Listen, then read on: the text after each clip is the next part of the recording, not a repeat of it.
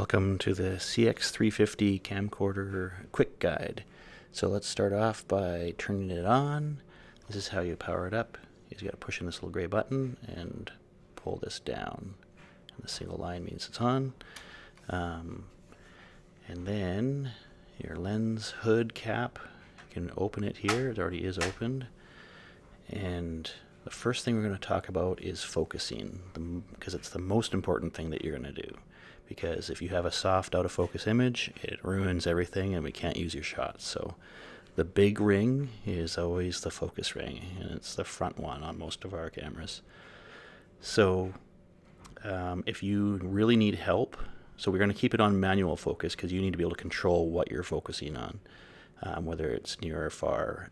If you need help though, so we got to make sure it's in the M, and the switch is in the middle there for focus. That's manual.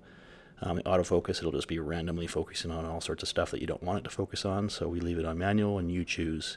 But if you're really stuck, you can press this auto button and hold it down, and it'll focus on something in the middle of the screen, and so that can help you if you just can't seem to find focus, if you're just so far off. The other option is you can focus on the furthest away thing by pulling that trigger down. The other button you see in regard to focus is Focus Assist, and what that does is it crops in your image on your top screen and zooms in on it. So if you're really trying to check your focus on something that's maybe far away, you can press that and then press it again for it to go back out. It doesn't affect your actual image that is being sent to the switcher, and you can see your normal screen here, so it would only help you on that one. So yeah, and you also have your remote. You can focus either here on the lens, which is a lot easier to control, but your remote at the top, like if you have it on the handle of your tripod, that part is focus as well. So next thing, let's talk a little bit about exposure. Our first way to affect exposure would be through our iris, and again, we try not to put on any automatic iris. We want to control it because we don't want it randomly changing on us. And so the iris is controlled with this thin little back ring here.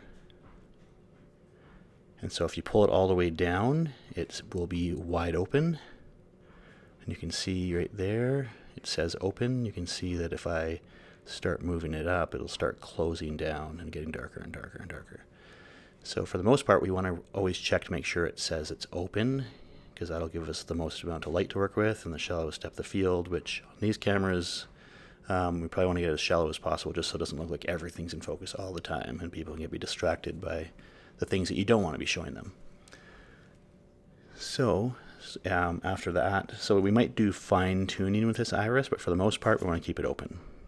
And then the next thing would be our ND filters, and again, because we're indoors, we would want it on the clear setting, so you always got to make sure that this switch is all the way down.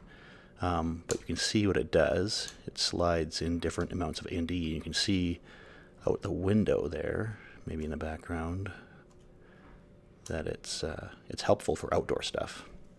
But for us in the auditorium, keep it all the way down. If something's just too dark and it seems like you're having trouble getting enough light, definitely want to make sure that this is all the way down. So after our ND is our shutter speed, which we also want to make sure that is always on 1/48th of a second, because we're shooting at 24 frames a second. So we've got to keep that there for proper amount of motion blur.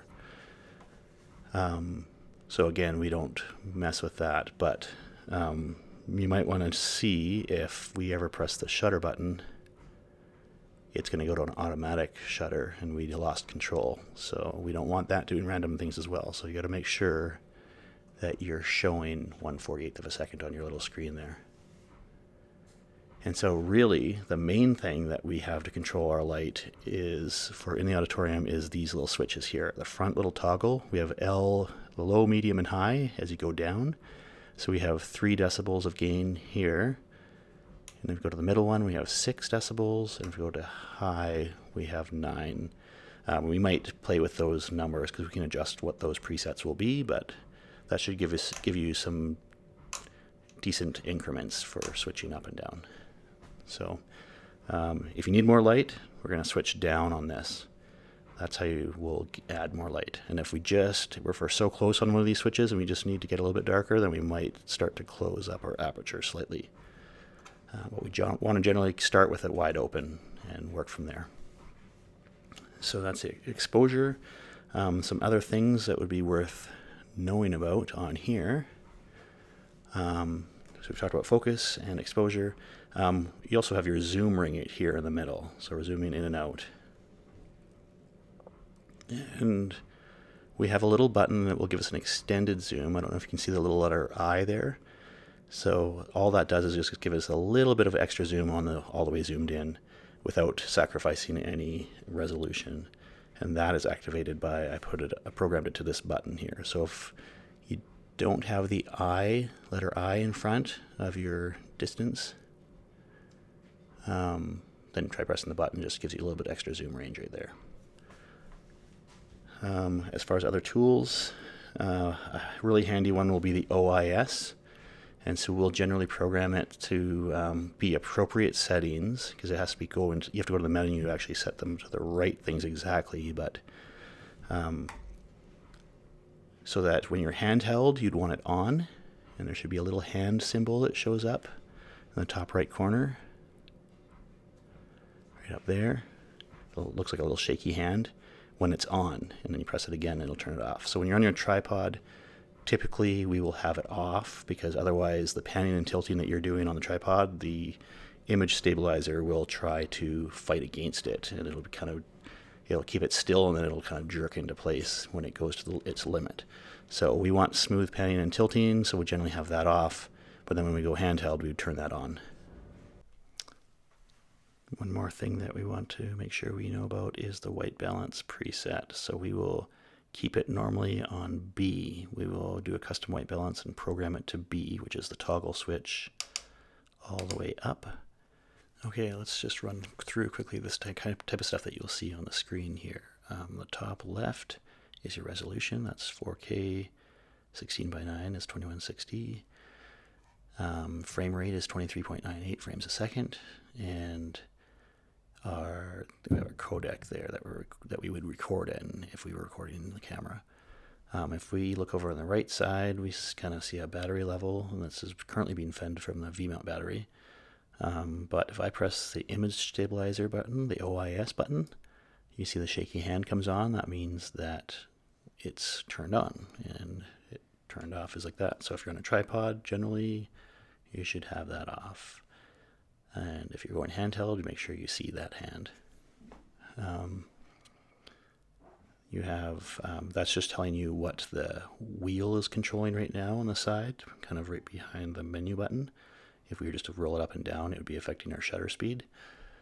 So our shutter speed is over here in the middle, and we want it to say 1/48th of a second, because that would be double our frame rate. Basically, we open for half the time our frame is showing. Underneath that is our white balance, and we should go to preset B, actually, because that's all the way up. And so this would be appropriate for our stage. It'll probably be around 3000, 2800. We can do custom white balances, and we'll program it to B, which is the toggle right behind the gain switch, all the way up. And this is some audio stuff. It doesn't really affect how we use cameras on Sunday. That's our gain level. As I toggle from medium to high, you can see what it's going to on our presets. So you can kind of quickly see where we're at. So 3 decibels would be the low setting. It also tells you where our ND is currently set at. So it's open. We want it to say clear. You can see it getting darker as I flip to the other ones and giving you different numbers. And then that's our iris right there. And it says open, but you can see as I roll it up, it'll get a bigger number and get darker. Here's the other thing too, is have it open, but if I press the automatic iris button, this is what it looks like. That little square with the STD there shows up, and it gives you an iris setting that the camera is choosing automatically. So we don't want to see that box there, so we need to press the iris button if that box is showing up.